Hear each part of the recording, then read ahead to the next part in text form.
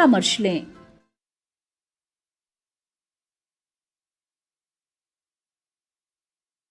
हमारे ज्योतिष विशेषज्ञों से बात करने के लिए मैं आचार्य सीमा जैन आप सभी के सामने एस्ट्रो हेल्प 24 के बिहाफ से आई हूँ।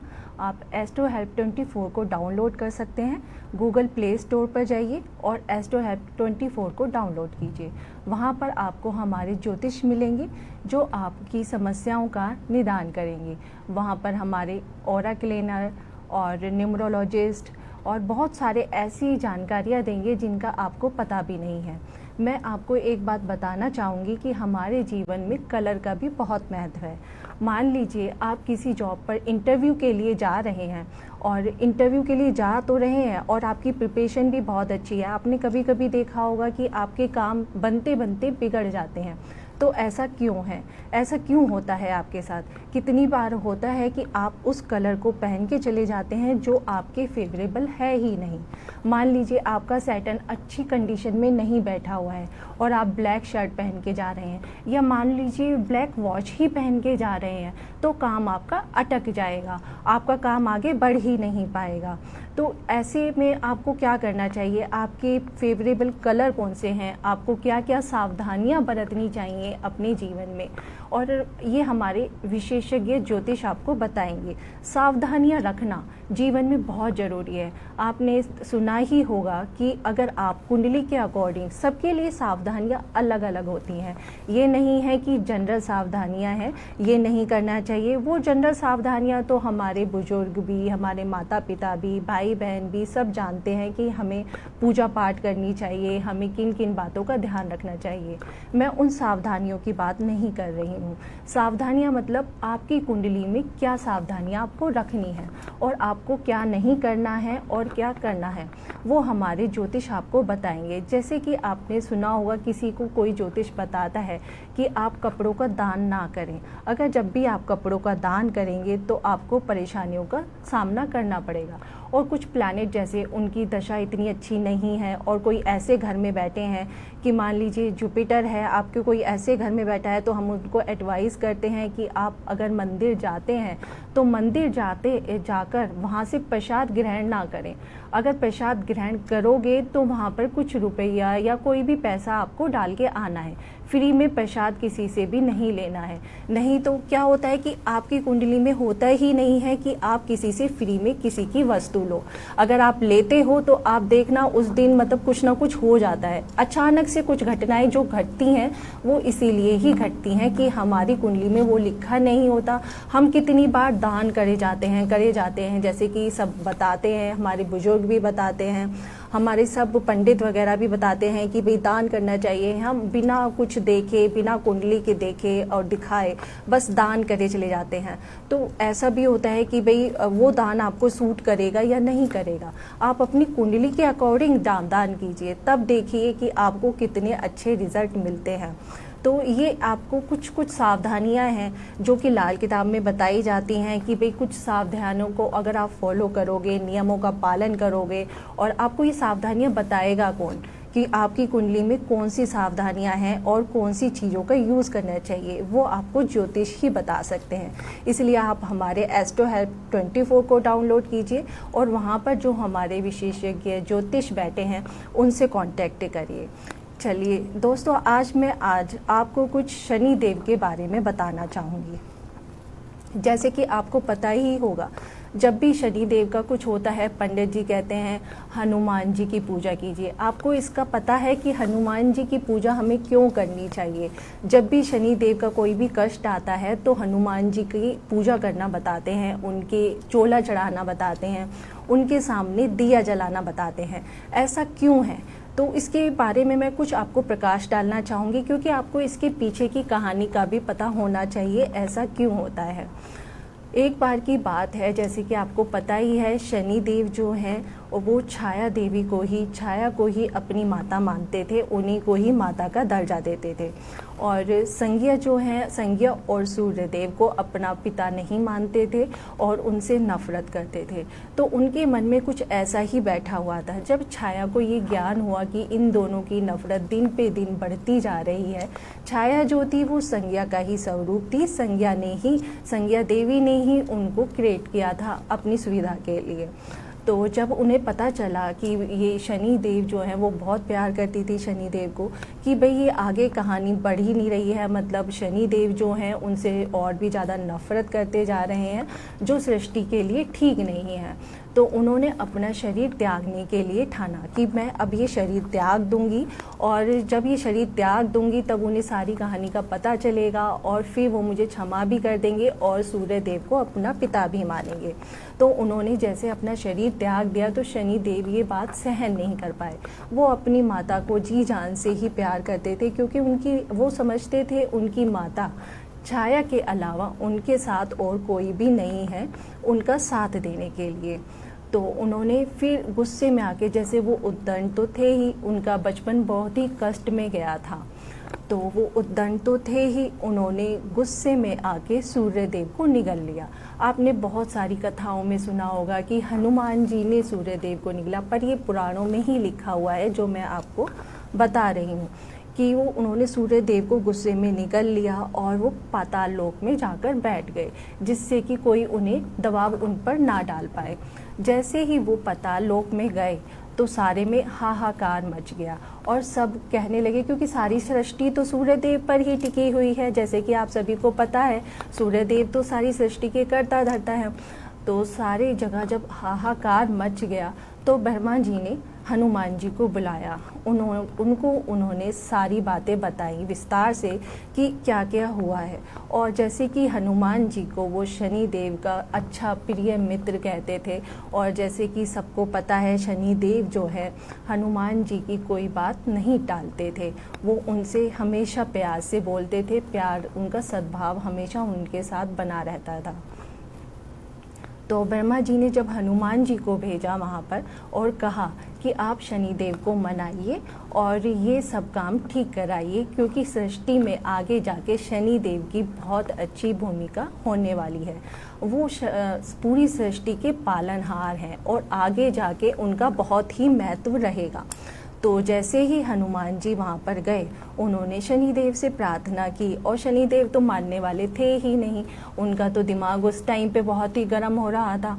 तो उन्होंने जैसे ही प्रार्थना की वो माने ही नहीं, तो वो उनके पेट में समावेश कर गए। जैसे कि आप लोगों को पता ही है कि हनुमान जी का जो विशाल है, मतलब उनका जो आकार है बहुत ही विशाल है। वो आप सब ने देखा होगा जब रावण के टाइम पे जब उन्होंने लंका जलाई थी तो उन्होंने अपना एकदम विराट विशाल रूप दिखाया था। तो वही उनका विराट विशाल रूप जैसे ही उन्होंने किया तो शनिदेव उसको सहन नहीं कर पाए, और जैसे वो सहन नहीं कर पाए तो उन्होंने सूर्यदेव को और हनुमान जी को पलट दिया, मतलब उल्टी कर दी, तो वो दोनों बाहर आए। और जैसे ही वो दोनों बाहर आए, उन्हें सारी कहानी का पता चला, तो उन्होंने क्षमा याचना मांगी और सूर्यदेव के सामने भी उनको पिता स्वीकार किया। तो इस चीज़ में हनुमान जी का बहुत अच्छी भूमिका रही है। अब जब भी किसी की कुंडली में सूर्य शनि एक साथ होता है, एक साथ युति बनाता है, या फिर एक दूसरे की दृष्टि होती है, और मान लीजिए राशि परिवर्तन भी है सूर्य और शनि का, तो हम उसमें कह सकते हैं कि आप हनुमान जी की पूजा कीजिए, आपके सारे दोष निवारण हो जाएंगे। जहाँ पर भी आपने सुना होगा सूर्य शनि इकट्ठे होते हैं तो मंगल बद कर देते हैं। जब मंगल बद होता है तो मंगल अपने रिजल्ट नहीं देता, उसमें करेज मतलब साहस की कमी हो जाती है, वो किसी के सामने कुछ साहस से बोल नहीं पाता, कॉन्फिडेंस लेवल लो हो जाता है, वो इसी कारण से हो जाता है। तो इसलिए जब भी सूर्य शनि आपकी कुंडली में प्रताड़ित हो रहे हों, उनकी दशा चले, तो बेझिझक बिना किसी से पूछे हनुमान जी की पूजा कीजिए, शनि देव की आपके ऊपर कृपा बनी रहेगी। जैसे कि दोस्तों आज हम शनि देव के बारे में बात कर रहे हैं, मैं एक और उनके बारे में एक और बात बताना चाहूँगी कि आपको पता है उनको दंडाधिकारी और न्याय करने वाला, उनको ये पदवी किसने दी? ये तो आपको पता है कि वो हर किसी का न्याय करते हैं। हर किसी का न्याय करते हैं मतलब क्या उचित है क्या अनुचित है, वो ही कुंडली में देखिए। अगर कोई अपने अकॉर्डिंग काम नहीं कर रहा है, उनको दंड देना है, तो वही डिसाइड करते हैं कब देना है और कैसे देना है। तो उनको ये जो अधिकार है वो किसने दिया? तो इसके बारे में मैं कुछ बताना चाहूँगी कि जैसे कि मैंने अभी आपको बताया कि जैसे कि शनि देव जो हैं स्टार्टिंग से शुरू से ही उद्दंड रहे हैं, क्योंकि उनका जो टाइम था, बचपन का जो समय था, बड़ा संघर्ष में रहा है। उन्होंने बहुत ज़्यादा मतलब अप डाउन, ऊंच नीच बहुत देखा था अपनी लाइफ में, क्योंकि वो सूर्य के फेवरेट तो स्टार्टिंग में थे ही नहीं। तो जैसे कि उनके पास शक्तियाँ तो सूर्य देव की पूरी थी, और जैसे वो सूर्य देव के पुत्र भी थे तो सारी शक्तियाँ तो उनमें थी ही। तो एक दिन वो खेलते खेलते कैलाश पर्वत पर चले गए। जैसे वो कैलाश पर्वत पर चले गए तो उन्होंने शिवजी जी को ध्यान मुद्रा में देखा। जैसे ही उन्होंने ध्यान मुद्रा में देखा, उनकी शक्तियों का उन्हें बिल्कुल भी ध्यान नहीं था, और ना ही उन्हें अंदाज़ा था कि वो इतने शक्तिशाली हैं। तो जैसे उनके पास वो गए तो उन्हें मज़ा आता था सब ऋषियों को परेशान करने में। कोई जो तपस्या में लीन होता था, आप जब पुराण उठाएंगे तो पढ़ेंगे तो आपको पता चलेगा उन्होंने कितने ही ऋषियों के तामपत्र जो होते हैं वो फाड़ डाले थे, और उनको कितना ही परेशान किया था उनकी तपस्या में जब वो लीन रहते थे। तो ऐसा ही उन्होंने शिवजी जी के साथ किया, क्योंकि वो उन्हें नॉर्मल मतलब सामान्य इंसान समझ रहे थे। उन्हें पता ही नहीं था कि वो सृष्टि के कर्ता धर्ता हैं। जैसे ही वो शिवजी जी के पास गए तो उन्होंने उनको परेशान करना शुरू कर दिया। शिवजी जी ने उन्हें कुछ भी नहीं बोला। उन्हें पता था कि ये सृष्टि के आगे जाके कर्ता धर्ता हैं और मेरे ये प्रिय शिष्य बनेंगे। तो उन्हें इस सब की बड़ी ही जानकारी थी, तो उन्होंने उनको कुछ नहीं बोला। और जब उन्होंने ज़्यादा आगे बढ़े, वो उनको ज़्यादा परेशान करने लगे, तो उन्होंने अपने जो साथी गण हैं उनसे सबको कहा कि भाई वो शनि भगवान को, शनि देव को कंट्रोल करें, उनको नियंत्रण करने की कोशिश करें। तो जैसे नंदी महाराज गए तो उन्होंने उनके को वश में करने के लिए कोशिश की, उनको मनाया, और उनके जो सारे देवगण थे, साथी गण थे, उन्होंने भी बड़े प्रयास किए उनको मनाने के लिए, पर सब ही विफल रहे, कोई काम नहीं आया। तो तब शिवजी जी को बड़ा गुस्सा आया, क्योंकि वो तो अपनी उसमें तपस्या में लीन थे। वो तो किसी का जरा भी, अगर कोई उन्हें जरा भी डिस्टर्ब कर दे तो उन्हें वो पसंद ही नहीं आता है। तो जैसे आप जानते हो वो त्रिनेत्र वाले हैं। उनकी जो तीसरी आँख है वो अचानक से खुल गई, जैसे कि वो उनका मतलब बर्दाश्त ही नहीं कर पा रहे थे कि वो इतना मतलब आगे इतना हद से बढ़ सकते हैं। जैसे ही उनकी तीसरी आँख खुली तो सारे में हाहाकार मच गया, क्योंकि जब भी उनकी तीसरी आँख खुलती है तो समझो सृष्टि का नाश होने वाला है, और वो बड़े ही गुस्से में है। जब जैसे ही शनि भगवान को, शनि देव को ये सब समझ में आया कि ये तो मैंने गलत कर दिया है, तो वो उनके पैरों में जाके गिर गए और उन्होंने उनसे क्षमा याचना की। उन्होंने कहा, हे प्रभु, मैं आपकी जो लीला है और आपकी जो विराट स्वरूप को मैं पहचान नहीं पाया, मुझे क्षमा कीजिए और मैं आपकी शरण में रहना चाहता हूँ। तो शिवजी जी जो हैं, शिवजी महाराज, वो बड़े ही दयालु हैं और वो बड़े ही प्रसन्न हुए उसके भक्ति भाव को देखकर, और उन्होंने उनको वरदान भी दिया कि आगे जाके जिस भी जातक की साढ़े साती लगेगी, मान लीजिए किसी की साढ़े साती है और उसकी ढैया लगेगी, शनि की ढैया लगेगी, और वो शिवजी जी की पूजा करेगा तो उसके सारे दोष जो हैं कुंडली में ख़त्म हो जाएंगे। तो तभी से उन्होंने दंडाधिकारी भी वो किया, घोषित किया। उनसे कहा कि भाई तुम आगे से सृष्टि के दंडाधिकारी हो और तुम ही डिसाइड करोगे कि किसके लिए क्या उचित है, क्या दंड देना है उसको और क्या नहीं देना है। इसलिए कहा जाता है कि जब भी किसी की साढ़े साती होती है या फिर शनि की ढैया हो, तो उस समय में शिवजी जी पे आप अगर गंगा जल, दूध, जल ये चढ़ाते हो और डेली अगर आप उनकी अर्चना पूजा अर्चना करते हो तो आपको बहुत ही अच्छे फल मिलते हैं। रुद्राभिषेक करते हो, उनके मंत्रों का जाप करते हो तो शनि भगवान भी उनका कुछ नहीं बिगाड़ पाते हैं और वो उनकी भक्ति से प्रसन्न रहते हैं। तो ये थी शनि देव के बारे में। जैसे कि मैं आगे भी और चर्चा बताऊंगी शनि देव के बारे में, क्योंकि अगर हम किसी भी प्लैनेट की, अगर हम किसी भी ग्रह की, अगर मान लीजिए किसी भी ग्रह की अगर हम बता रहे हैं, हम पूजा कर रहे हैं, तो हमको पता चलना चाहिए, पता रहना चाहिए कि हम उसकी पूजा क्यों कर रहे हैं, उसका सार क्या है। अच्छा, जैसे कि आपको दोस्तों पता ही होगा, अभी जो शुक्र देव हैं उन्होंने राशि परिवर्तन किया है।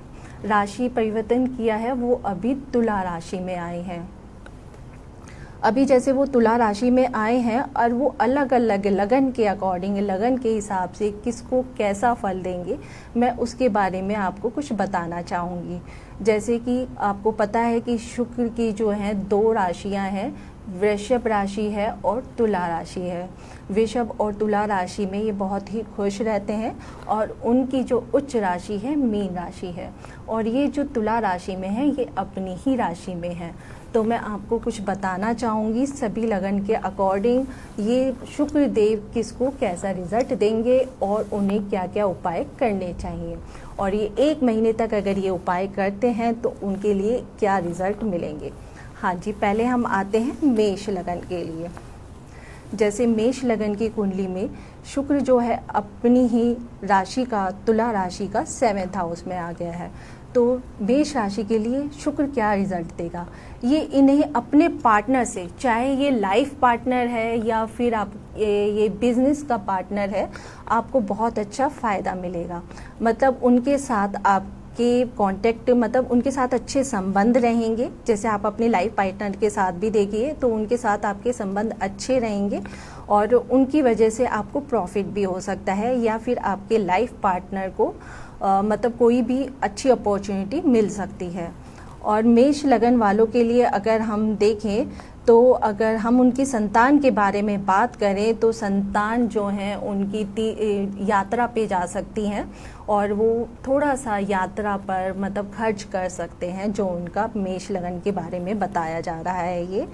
और अभी अगर हम इनके फादर के बारे में बात करें, इनके पिता के बारे में बात करें, तो पिता का जो है काम बहुत ही अच्छा चलने वाला है। इनको किसी भी लेडी से बेनिफिट मिलेगा। मान लीजिए वो किसी जॉब में हैं, काम करते हैं और वहाँ की जो बॉस है वो लेडी है, तो उसके द्वारा उन्हें प्रमोशन मिल सकता है, उनके काम में बेनिफिट मिल सकता है।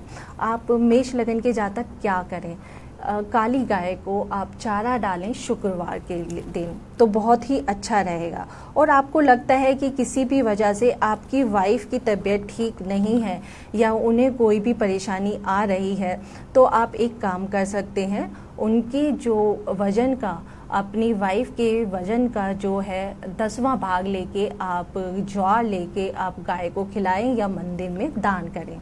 हाँ जी, अब हम वृषभ लगन लेते हैं। वृषभ लगन के जातकों के लिए हम बताते हैं क्या चीज़ उन्हें अभी करनी चाहिए और क्या नहीं। वृषभ लगन के जातकों के लिए है कि भाई अभी थोड़ा सा उनके स्वास्थ्य में गड़बड़ होने वाली है। हो सकता है कि थोड़ी सी उन्हें फील भी मतलब महसूस होना शुरू हो गया हो कि कोई भी इन्फेक्शन, हार्मोनल डिस्टर्बेंस दिखाई दे रही है कि जो उनके लिए चिंता का कारण है। तो अभी अगर हम देखें इनके, हाँ जी, और इनका संतान का पक्ष देखें तो संतान जो है इनके साथ मधुर रहेगी, उनके साथ मधुर संबंध बनेंगे।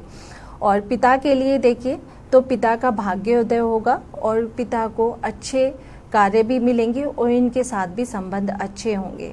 और माता भी जो हैं, इनकी मदर जो हैं, वो किसी यात्रा पर जा सकती हैं और इनको जो है, इनको थोड़ा सा संभलने की ज़रूरत है और इनको थोड़े से उपाय भी करने पड़ेंगे, जो मैं बता देती हूँ। अगर जैसे ये कोई जातक महिला हैं और वृषभ लगन है, तो आप एक बात का ध्यान रखना पड़ेगा आपको, जैसे कि मैंने अभी बताया था कि सावधानियाँ, ये सावधानी ये है कि आप जो फर्श पर चलें नंगे पैर ना चलें।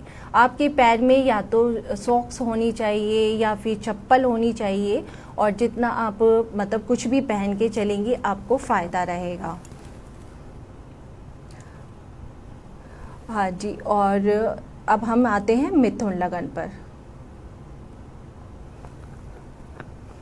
मिथुन लगन के लिए है कि उनके लिए शुक्र जो इनका राशि परिवर्तन हुआ है वो अच्छे के लिए हुआ है, और इनका जो है इनका बुद्धि जो है मतलब माइंड जो है वो अच्छा रहेगा। अगर ये विद्यार्थियों के लिए बात करें, विद्यार्थी पढ़ने में मन लगाएंगे, और यहाँ पर अगर किसी का अफेयर भी चल रहा है तो वो बहुत ही अच्छा जाएगा। अगर मान लीजिए किसी को अपने अफेयर में किसी से प्रेम संबंध में परेशानी आ रही है और वो परेशान है, उनका ब्रेकअप हो गया है, तो ये बड़ा ही शुभ समाचार है उनके लिए कि उनका अभी सुलह करने का टाइम आ गया है। और ये महीना अगर आप उनसे बात करते हैं, कांटेक्ट करते हैं उन्हें, तो बहुत ही अच्छा जाने वाला है।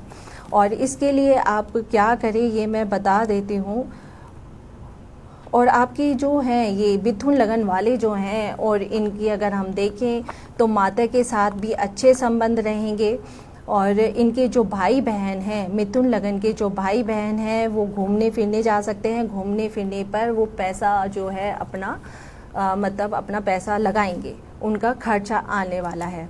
और अगर हम देखें तो मिथुन लगन वालों को अच्छा गुरु मिलने वाला है, और उनके गुरु के द्वारा, मिथुन लगन वालों को गुरु के द्वारा किसी भी चीज़ की प्राप्ति होगी। मान लीजिए वो किसी ऑकल्ट साइंस में हैं तो उन्हें अच्छा ज्ञान मिलेगा और वो आगे बढ़ेंगे। अगर मान लीजिए ऑकल्ट साइंस में भी नहीं हैं, किसी भी गुरु के द्वारा अगर वो मार्गदर्शन करते हैं, उनकी एडवाइस लेते हैं, उनकी सलाह लेते हैं, तो वो आगे अच्छे कामयाबी के उस पर जा सकते हैं। अब मैं मिथुन जातक के लिए बता देती हूँ कि भाई उन्हें क्या करना चाहिए जिससे कि उनके सारे काम बने। उन्हें 5 किलो आटा, 5 किलो आटा ले और ये धर्म स्थान पर दे के आएँ, और वो भी फ्राइडे के शुक्रवार के दिन करेंगे तो उनके सारे रोग दोष और जो भी ऋण है सब उतर जाएंगे। ये बहुत अच्छा टाइम है मिथुन लगन वालों के लिए। अगर ये आप कर सकते हैं तो ज़रूर कीजिए। और शुक्रवार को दही ज़रूर खाएं। अगर शुक्रवार को आप दही खाते हैं तो आपके प्रेम संबंध और भी अच्छे होंगे। अब हम लेते हैं कर्क लगन के लिए। कर्क लगन के लिए क्या आ रहा है? कर्क लगन के जातक, अगर कर्क लगन का देखें तो 4th हाउस में उनका शुक्र आ गया है, जो कि दिखा रहा है कर्क लगन वालों का बहुत बढ़िया टाइम है। वो मकान वाहन ले सकते हैं। और अगर ये भी है कि उनका कोई काम पेंडिंग चल रहा है, कि मान लीजिए आपको कोई फ्लैट लेना है और आपके काम बन ही नहीं पा रहे हैं, तो ये बहुत ही अच्छा समय है काम करने का। आप इसमें आप आगे बढ़िए और आपके काम इसमें बनेंगे। और ये आपकी माता के लिए भी बहुत अच्छा टाइम है, माता के साथ आप टाइम स्पेंड करेंगे। और अगर हम ये देखें संतान के ऊपर हो सकता है कि आपका पैसा व्यय हो, मतलब कुछ खर्चा वगैरह हो सकता है संतान के ऊपर, तो उनका ध्यान रखें। और आपको थोड़ा सा पेट से संबंधित भी थोड़ी परेशानी आ सकती है। और अगर हम आपके फादर का देखें तो आपके फादर के साथ भी आपकी माता के और आपके संबंध अच्छे रहेंगे।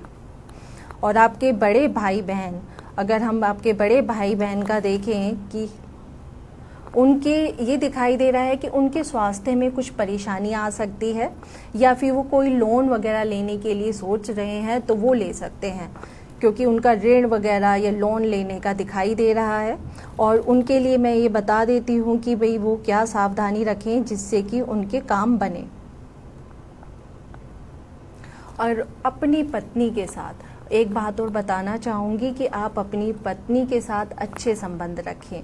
अगर आप अपनी पत्नी के साथ अच्छे संबंध रखते हैं तो आपके सारे काम बनेंगे। और किसी भी पराई स्त्री के से संपर्क में जाने से बचें, क्योंकि ये ऐसा टाइम है कि आपको ऑफ़र मिलेंगे।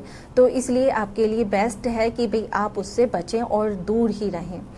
तो इसके लिए आप केसर का तिलक लगाएं। केसर का तिलक लगाएंगे तो आपके लिए बहुत ही अच्छा होगा। अच्छा, अगर मैं वास्तु के अकॉर्डिंग देखूं, अगर आप ये देखिए कि कर्क जातक वाले, कर्क लगन वाले जो हैं, अगर उनके नॉर्थ ईस्ट में अगर बेडरूम आ रहा है या फिर बेड ही आ रहा है, तो आप ये देखिए कि अगर बेडरूम आ रहा है या बेड आ रहा है तो आपकी पत्नी के साथ संबंध बिगड़ सकते हैं। तो आप ये बात का भी ध्यान रखना कि अगर नॉर्थ ईस्ट में है तो कहीं और सोएं थोड़े टाइम के लिए, या नॉर्थ ईस्ट में जो शुक्र की चीज़ें आ रही हैं, मान लीजिए मेकअप की किट ही रखी है तो आप उसे हटा दीजिए। और अगर आप ये भी नहीं कर सकते हैं, मान लीजिए किसी की शादी की बात चल रही है और मतलब वो चाहता है कि भाई मेरी शादी यहाँ पर हो जाए, मुझे यहीं पर शादी करनी है, तो आप एक काम कीजिए, आप चांदी की ईंट लेके आइए, सॉलिड होनी चाहिए, वो थोड़ी सी सॉलिड हो, बड़ी हो, और लाके नॉर्थ ईस्ट में रखें। आप फिर देखिए कि आपके काम अचानक से बनने लगेंगे। अब हम देखते हैं सिंह लगन वालों के लिए। अभी हम सिंह लगन वालों के लिए बात करेंगे। अभी हम एक कॉल ले लेते हैं, अगर कोई कॉलर वेट कर रहा है तो हम एक कॉल ले लेते हैं। हेलो,